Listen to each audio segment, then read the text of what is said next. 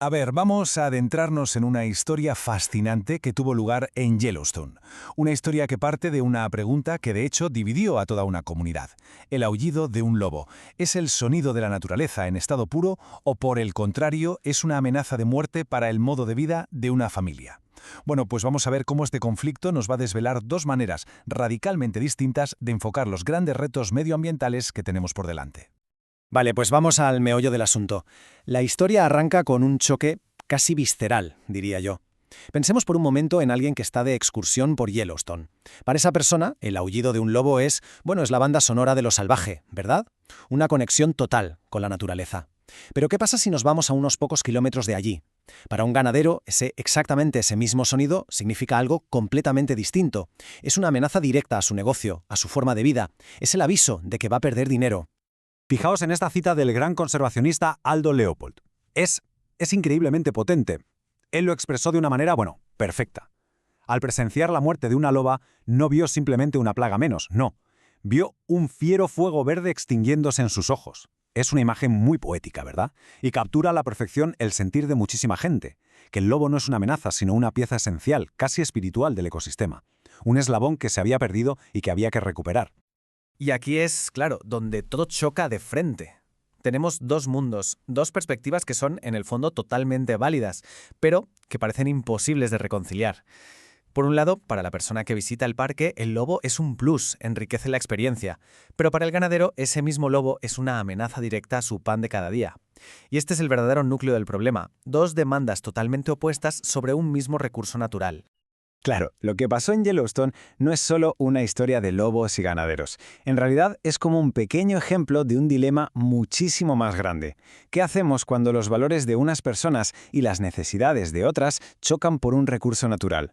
¿Cómo se soluciona eso? Pues resulta que a lo largo de la historia hemos intentado solucionarlo siguiendo dos caminos muy diferentes. Pero antes de seguir, hay algo que es fundamental entender. En el fondo, los problemas medioambientales no son una lucha de buenos contra malos. No va de eso. Son básicamente un problema de escasez. Los recursos son limitados y hay gente distinta que quiere usarlos para cosas incompatibles. Así de simple y así de complejo. Y aquí es donde el camino se divide en dos.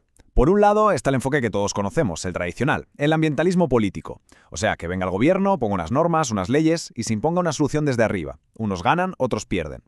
Y luego está la otra vía, una idea muy diferente, el ambientalismo de libre mercado. Este enfoque busca crear un entorno donde la gente coopere voluntariamente, una solución que surja desde abajo.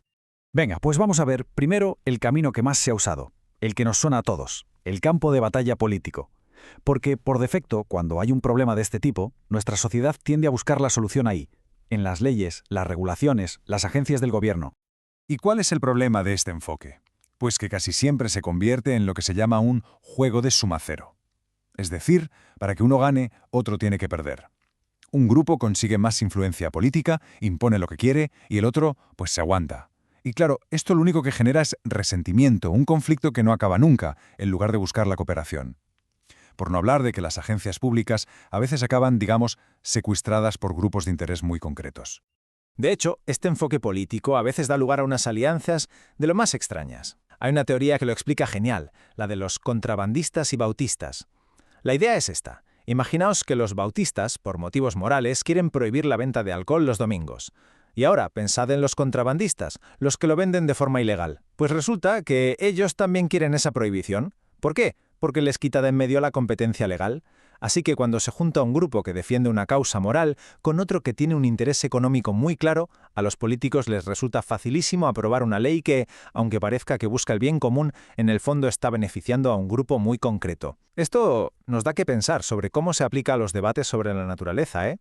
Pero aquí es donde la historia de los lobos de Yellowstone da un giro de 180 grados. De repente, apareció una idea que cambió las reglas del juego por completo.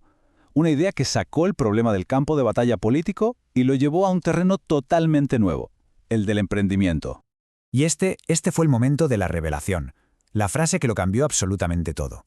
Un ganadero se lo dijo a Hank Fisher, de la organización Defenders of Wildlife, y lo que le dijo fue: «Es muy fácil ser un amante de los lobos. No cuesta nada. Son las personas que tienen ganado las que acaban pagando por los lobos». ¡Boom!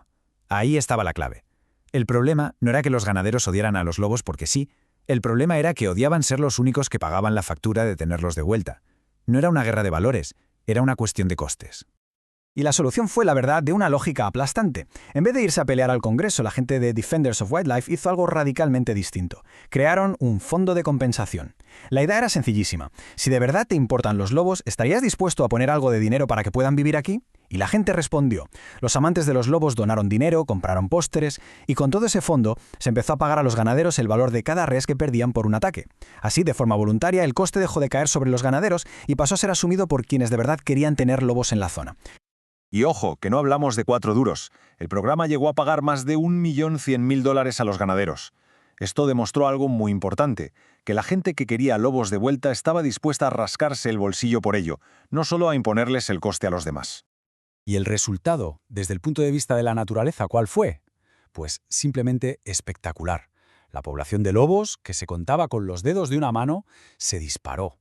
Para 2009 ya había más de 1.600. ¿Por qué?